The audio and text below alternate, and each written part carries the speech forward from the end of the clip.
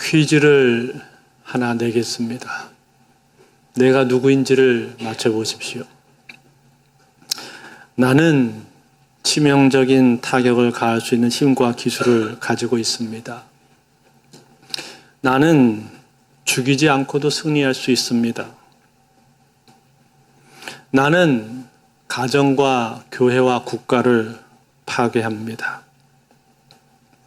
나는 수많은 사람들의 인생을 파괴했습니다. 나는 바람 날개를 타고 다닙니다. 아무리 순결한 사람도 내게는 무력하며 아무리 정갈한 사람도 내게는 별게 아닙니다. 나는 진리와 정의와 사랑을 경멸합니다.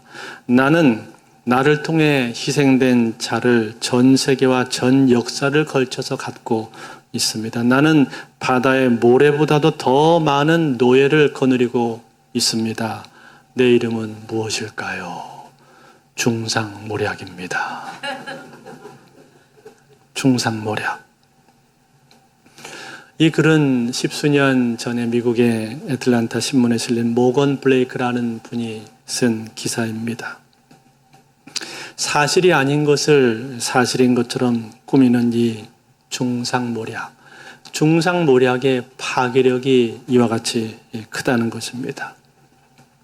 여러분, 우리나라 법무부에서 낸 통계에 따르면 2000년을 기준으로 해서 볼 때 우리나라에서 기소된 무고 사건의 비율은 일본의 약 1483배였다고 합니다. 인구의 비율을 따져서 고려하면 일본의 약 4151배가 되는 것입니다. 위증도 마찬가지였습니다. 기소된 위증의 피의자는 일본의 240배, 인구 비율을 고려하면 671배에 달한다고 합니다.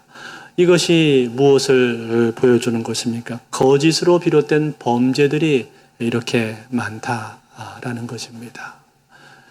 여러분, 오늘 우리가 읽은 이 본문은 십계명의 제9계명입니다. 9계명의 내용이 무엇입니까? 내 이웃에 대하여 거짓 증거하지 말라. 여기서 거짓 증거라는 것은 단순한 거짓말도 포함이 됩니다만 대표적으로는 위증을 말하는 것입니다. 위증. 즉 다른 사람에 대해서 거짓으로 증언을 하는 것이죠. 그래서 여기 쓰인 히브리 단어를 보면은 법정에서 쓰는 용어를 사용을 하고 있습니다. 에드 사케르라는 단어인데 에드는 증인, 증거하다 그런 뜻이고 사케르는 거짓말하다, 나쁘게 말하다 그런 뜻입니다. 그러니까 상대에 대해서 거짓으로 나쁘게 말한다 그런 뜻이 되는 거죠. 그렇다면 여러분, 사람들은 왜 이처럼 위증을 할까요? 사람들이 거짓 증거를 하는 이유는 무엇입니까? 첫 번째는 자기의 상황이 불리할 때 사람들은 거짓으로 증거를 한다고 합니다. 즉 순간적으로 그 순간을 모면을 하려고 하는 것이죠. 두 번째는 자기의 실수와 잘못을 인정하지 않고 남에게 덮어 씌우려고 할 때, 그럴 때 거짓 증거를 합니다. 제가 결혼해서 제 아내한테 덮어 씌우는 걸 참 잘했거든요.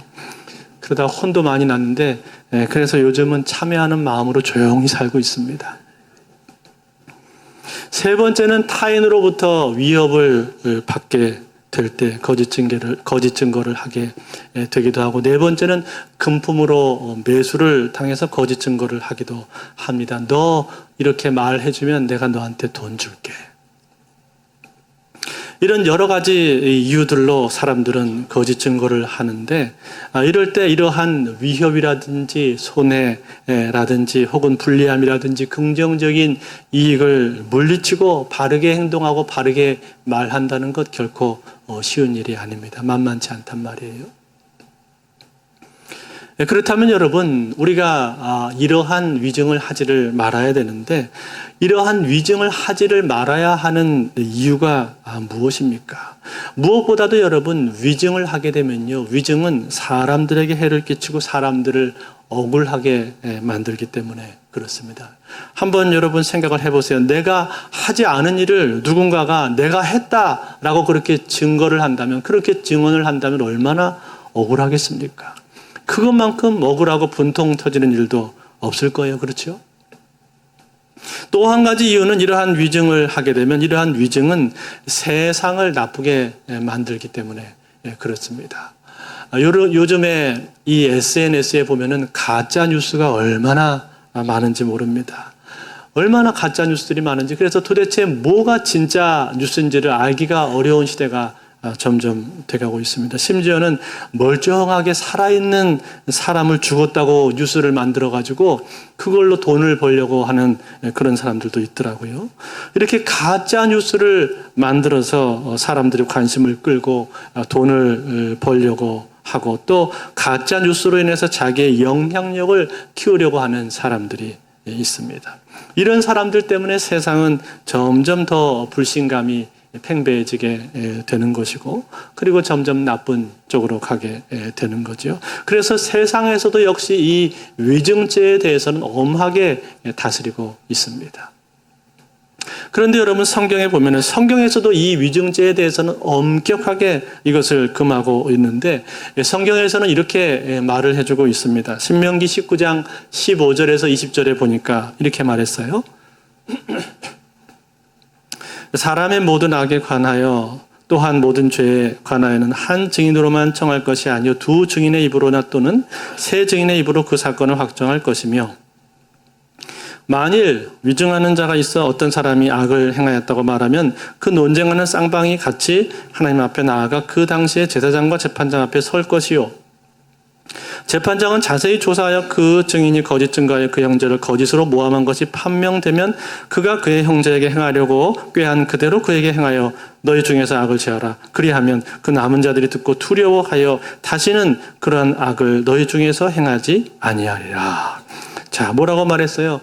위증을 하지 않도록 한 증인이 아니라 두 사람 이상의 증인을 확보해야 된다. 그렇게 말을 해줬고, 또 만약에 그런데도 어떤 사람이 위증한 것이 드러나게 된다면, 위증으로 판명이 된다면 어떻게 하라고 말했습니까?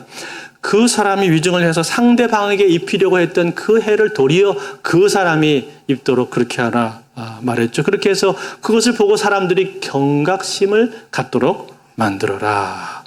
이처럼 여러분, 이 위증에 대해서 엄중하게 성경은 다스리고 있다, 이 말이에요. 이 성경의 관점입니다. 그런데 여러분, 성경에 보면은 이러한 위증죄를 범했던 대표적인 한 사건이 있습니다. 뭐가 있을까요? 나봇의 포도원이라고 하는 사건이 있습니다. 이것은 북이스라엘의 아합 왕이 다스릴 때 있었던 일인데, 하루는 아합 왕이 이스라엘 지방에 있는 자기 별궁에서 거닐다가 저쪽 근처에 있는 한 포도원을 발견을 하게 되었습니다. 보니까 너무나도 아름답고 탐스러운 포도원인 거예요. 그래서 저 포도원이 누구 것이냐라고 그렇게 신하에게 물었더니 신하가 나봇의 것입니다. 이렇게 대답을 했습니다. 그래, 그 나봇을 불러와라.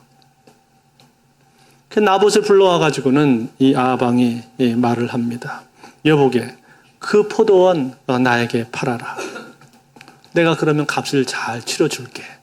그게 싫으면 내가 다른 포도원을 대체해서 너에게 주겠다. 그랬는데 나봇이 어떻게 했습니까? 나봇이 왕의 제안을 거절했죠.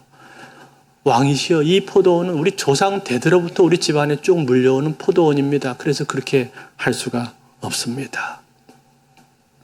이 얘기를 듣고 나서 아합이 어떻게 했습니까? 속으로 끙끙 앓습니다.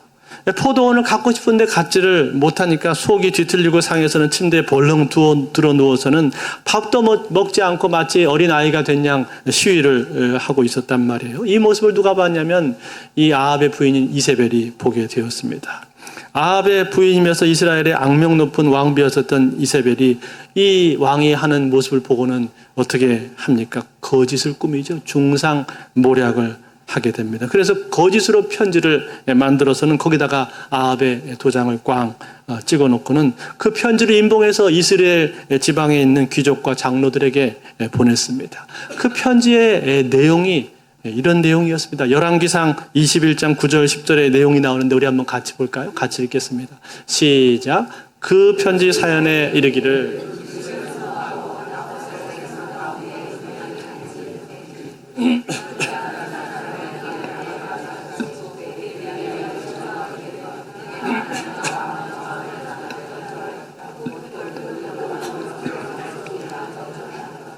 자, 어떻게 했습니까? 처음에 금식을 선포하라고 했죠. 금식을 선포하는 이유는요, 이것은 국가 비상 사태를 선포하는 겁니다. 즉, 아직 드러나지 않은 어떤 죄로 인해서 지금 이스라엘 성읍에 하나님의 저주가 임하고 있다라는 그런 위기의식을 불러일으키려고 하는 거예요. 그래서 사람들을 긴장을 시키고 있는 겁니다.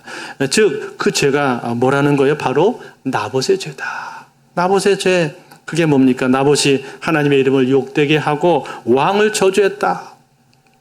이런 내용으로 거짓 증언을 하게 만드는 거죠. 그래서 불량자 두 사람을 세워가지고는 두 사람을 고용해서 이것을 법정에서 증언을 하도록 그렇게 했습니다. 결국 어떻게 되었을까요? 이 날조된 죄를 만들어서 결국은 나봇을 처형을 시켰습니다. 죄 없는 나봇이 죽게 되었단 말이에요. 다시 말해서 위증으로 사람을 몰아서 죄 없는 사람을 죽인 거예요.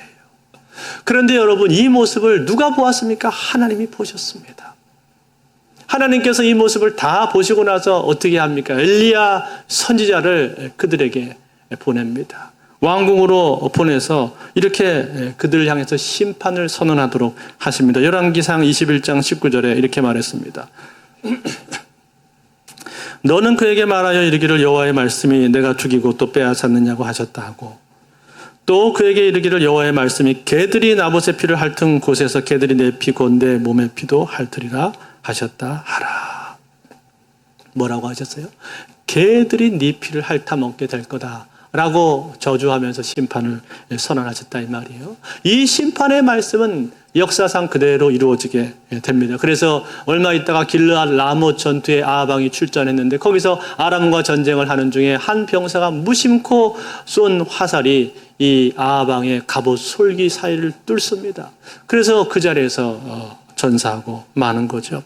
그 아합의 시신을 병거에다 싣고 갔는데 병거의 시신에서 피가 흘러니까 그 피를 개들이 핥아먹게 되었다. 그렇게 기록을 하고 있습니다. 수치스러운 죽음을 맞이하게 되었던 거죠. 이처럼 위증에 대한 죄를 하나님께서는 엄격하게 물으시고 여기에 대해서 심판하신다라는 거예요. 그만큼 이 위증이라고 하는 것이 악하고 나쁜 것이다 라는 이야기입니다. 그런데 여러분, 이렇게 위증이 나쁜 것인데 이러한 위증을요, 우리가 내 입으로 직접을 하게 되는 그러한 경우도 있지만 내가 직접 위증을 하지 않는다 할지라도 위증이 되는 경우가 있습니다. 어떤 경우가 있을까요?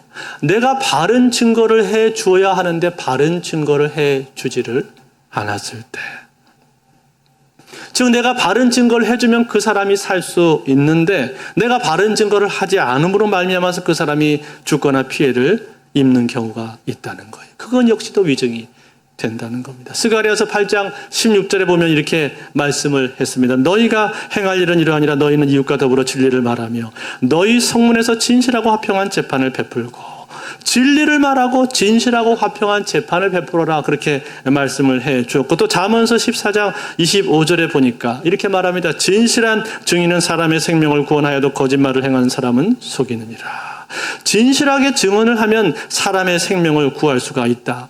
그런 말이죠. 그런데 그러한 순간에 내가 만약에 아무런 증언을 하지 않고 묵묵히 가만히 있기만 한다면, 침묵만 그냥 지키고 있다면 그것이 위증이 될 수가 있다라는 거예요. 즉 정직한 말을 해야 할 때 하지 않는 것 역시도 위증이 될 수 있다는 거예요. 성경에 이러한 사례가 있습니다. 이러한 대표적인 사람이 누굽니까? 이러한 위증했던 대표적인 사람 누굽니까? 빌라도입니다.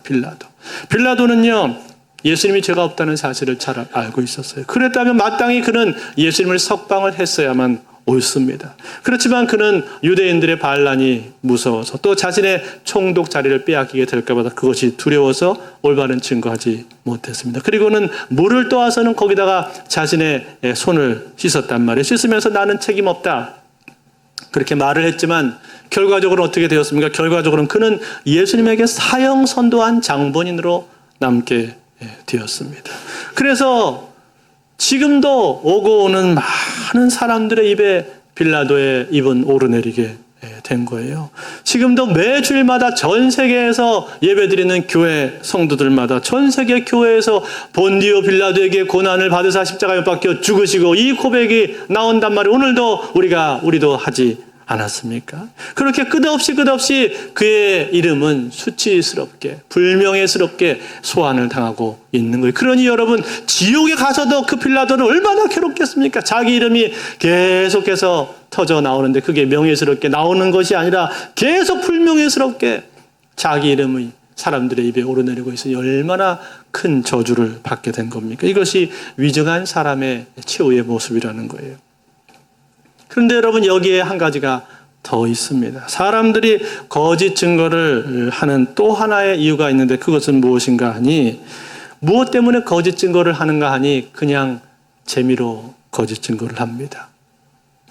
그냥 재미로 거짓 증거를 한다는 게 무슨 말이냐고요? 모여서 그냥 남 얘기를 하는 게 재미있는 거예요. 소위 다른 사람 뒷담화라고 우리가 말을 하지 않습니까? 여러분, 이 세상에 재미가 있는 이야기들이 많이 있지만 그중에서 가장 흥미롭고 긴장감 넘치는 이야기 중에 하나가 뭡니까? 그게 바로 다른 사람 이야기하는 거잖아요. 남 얘기하는 것 아닙니까? 모여서 다른 사람 뒷담화 하다 보면 시간 가는 줄 모르고 그 자리에 앉아 있잖아요.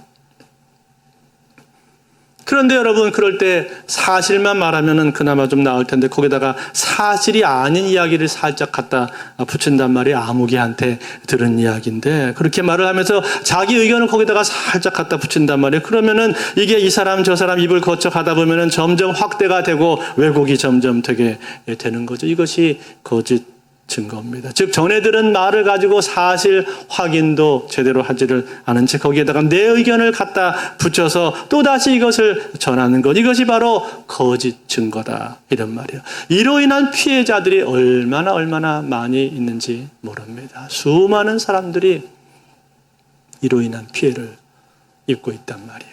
제가 전에 있던 교회에서 한 번은 이런 일이 있었습니다. 제가 부교육자 시절이었으니까 부교육자들끼리 같이 식사를 하러 가서 밥을 먹고 차를 마시는데, 그런데 그때 그 자리에 있지 않은 누군가 다른 사람에 대한 이야기가 나왔습니다. 그래서 그 사람에 대해서 이러쿵 저러쿵 이제 이야기를 하고 있는데, 그때 교회에 오신 지 얼마 되지 않은 한 목사님이 거기 계셨습니다. 저보다 한 나이가 3살 정도 많은 점잖은 분이셨는데 그분이 갑자기 정색을 하면서 이렇게 말씀을 하시더라고요. 저는 당사자가 없는 자리에서 그 사람 얘기하는 거 별로 좋아하지 않습니다. 그러니까 순간 분위기가 좀 머쓱해지게 되었죠. 그리고 나서 얼른 다른 주제로 넘어가게 되었는데, 제가 그때 그 순간에 느낀 것이 하나가 있었습니다. 이 순간에 이렇게 얘기를 하니까 여기 있는 우리들이 다 이것은 잘못된 것이구나 하는 것을 금방 알게 되는구나. 그걸 제가 깨닫게 되었습니다. 그러면서 그 목사님에 대해서 더 신뢰하는 마음이 생기더라고요. 최소한 그분은 나 없는 데서 내 얘기는 하지 않을 거 아니에요.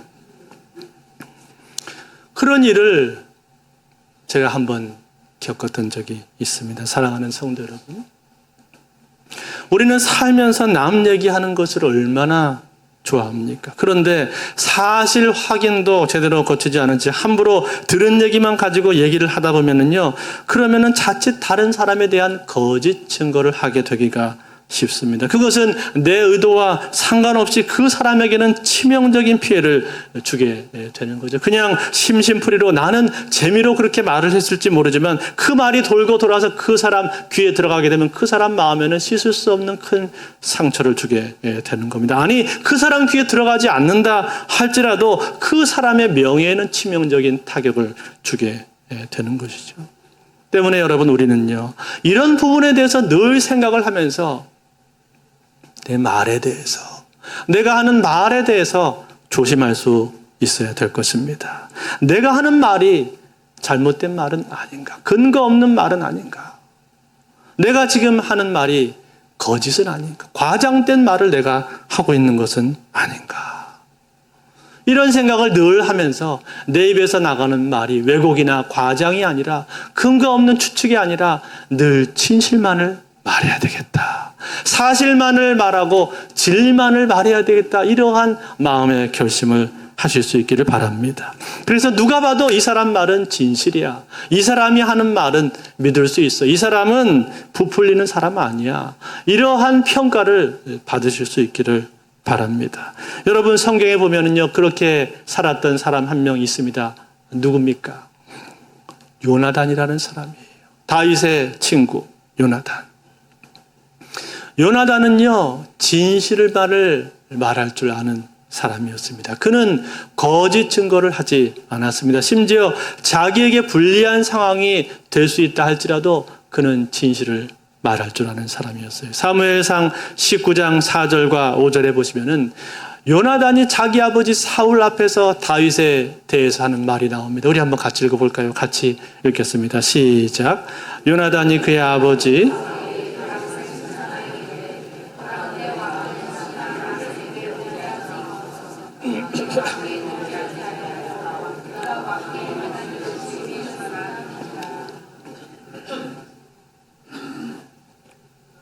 그가 자기 생명을 아끼지 아니하고 블레셋 사람을 죽였고 여호와께서는 온 이스라엘을 위하여 큰 구원을 이루셨으므로 왕이 이를 보고 기뻐하셨거늘 어찌 까닭 없이 다윗을 죽여 무죄한 피를 흘려 범죄하려 하시나이까. 아멘. 자, 여러분, 이게 지금 뭡니까? 요나단이 자기 아버지 사울 앞에서 다윗을 변호하고 있는 장면입니다. 다윗을 변호하면서 뭐라고 했어요? 그는 무죄하고 선하게 행했으며 자기 생명을 아끼지 않고 나라를 위해서 싸운 훌륭한 사람입니다. 이렇게 말하면서 다윗을 변호하고 있는 것 아닙니까? 여러분 생각해 보세요. 다윗이 왕이 되면 자기는 어떻게 되는 거예요? 자기는 왕이 못 되는 겁니다. 사실은 자기하고 다윗은 경쟁자의 위치에 있는 거예요. 그러니까 이러한 상황 가운데 요나단이 자기 아버지가 다윗에 대해서 못마땅해 하고 별로 안 좋게 말을 하고 있는데 요나단이 얼마든지 그 상황 가운데 그냥 가만히 있으면 되는 거 아닙니까? 침묵을 지킬 수 있는 거 아니에요? 아니면은 다윗에 대해서 잘 싸우긴 하는데 좀 성격이 그래요. 뭐 이렇게 말을 한다든지 좀 사람 느낌이 그래요. 이렇게 말을 한다든지 그럴 수 있는 거 아니에요? 그런데 여러분 요나단은요 그러한 말을 하지를 않습니다. 그러한 거짓된 말을 하지 않는다 이 말이에요. 자기가 볼 때 자기가 경험한 다윗에 대해서 정직한 말 그대로 사실만을 그는 얘기하고 있는 거예요. 진실만을 말하고 있는 거예요.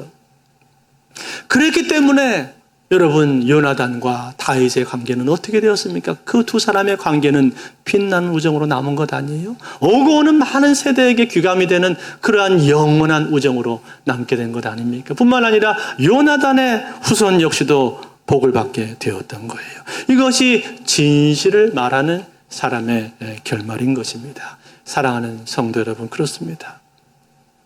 오늘 우리는 이 땅을 살아가면서 얼마나 거짓을 말할 때가 많습니까? 거짓말 내 입에서 나올 때가 얼마나 많습니까?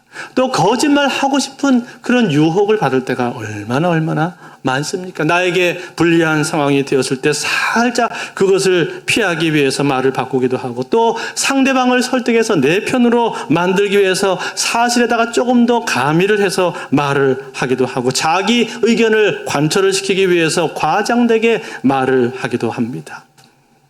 과장된 말 우리가 많이 하지 않습니까? 다 그래요. 다 그렇게 말해요. 저한테 그렇게 말씀하시는 분이 있거든요. 근데 물어보면 다 그렇게 말하지 않아요. 자기 옆에 있는 한 사람 그렇게 말한 걸 가지고 다 그래요. 그렇게 말을 한다면 얼마나 과장된 말입니까? 아니 무엇보다도 내 옆에 있는 사람에 대해서 내 이웃에 대해서 거짓 증거하게 되는 것. 즉 다른 사람을 뒷담화하고 말을 옮기고 그렇게 아무 생각 없이 퍼나르고 재미로 퍼나르고 악으로 퍼나르고 또 사실 확인도 하지 않은 채 퍼나르게 되는 것. 이런 일을 할 때가 얼마나 우리 삶 가운데 많이 있냐 이 말이에요. 그런데 여러분 우리가 이렇게 하는 것은 사실은 다 이 제9계명을 어기는 겁니다. 거짓 증거하지 말라 하는 이 계명을 우리가 어기고 있는 것이 된단 말이에요. 그러므로 사랑하는 성도 여러분, 오늘 우리는 이 제9계명 앞에 있어서 내가 거짓 증거하고 있지 않은가, 나 스스로를 다시 한번 돌아보실 수 있기를 바라고 내 입술에서 나오는 말들이 거짓이 아니라 왜곡이 아니라 과장이 아니라 진실만을 말하는 사람들이 되실 수 있기를 바랍니다. 주여 내 입술에 파수꾼을 세워주소서 이렇게 기도하시는 여러분들 되시기를 바랍니다.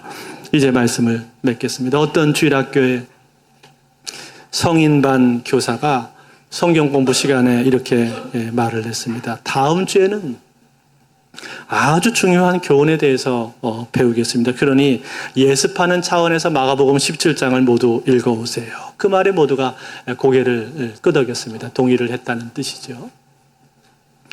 그리고 그 다음 주가 되었을 때 교사는 성경 공부 참석자들에게 지난주에 마가복음 17장 읽어오신 분 한번 손들어 보세요 라고 말을 했습니다. 그랬더니 그 방에 있는 사람들 거의 대부분이 자기 손을 들었습니다. 그러자 이 교사는 이렇게 말을 했습니다. 그거 참 재미있군요. 마가복음은 16장까지밖에 없는데. 그렇지만 여러분, 최소한 오늘은 여러분들에게 적절한 교훈을 배울 수 있을 것 같습니다. 오늘은 예수님이 거짓말에 대해서 어떻게 가르치시는지를 우리가 배우겠습니다. 여러분, 거짓말에 대한 가장 엄한 형벌은 거짓말이 들통나는 것이 아닙니다. 거짓말을 한 사람은 다른 사람의 말을 믿을 수 없게 되는 것입니다. 이 숨겨진 형벌이 사실은 가장 무서운 형벌입니다. 이렇게 말을 했다고 합니다. 사랑하는 성도 여러분, 그렇습니다.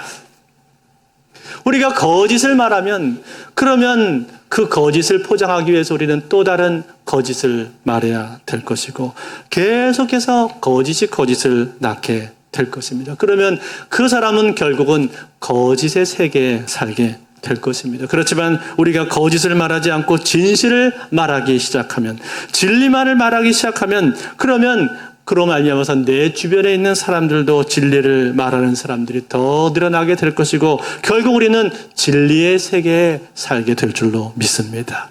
그러므로 사랑하는 성도 여러분, 오늘 우리는 이 제9계명을 보면서 이 9계명을 내가 잘 지키겠다라고 마음으로 결심하실 수 있기를 바랍니다. 이 9계명, 내 이웃에 대해서 거짓 증거하지 말라. 이 말씀 하나 잘 지키면 우리는 훌륭한 그리스도인이 될 수 있습니다. 이거 하나만 잘 지켜도요, 훌륭한 그리스도인이에요. 그렇지 않겠습니까? 그러므로 사랑하는 성도 여러분, 오늘 우리는 이 말씀 앞에 서서 이 말씀에 온전히 순종함으로 말미암아 하나님의 신실한 그리스도인들이 되기를 원하고, 그로 인해서 우리 교회가, 우리 가정이, 아니 우리 사회가 더 건강하고 진실한 사회가 되실 수 있기를 바랍니다. 그래서 우리가 있는 그 자리에 진리가 더 전파되는 일에 귀하게 쓰임받는 저와 여러분들의 삶이 되실 수 있기를 주의 이름으로 축원드립니다.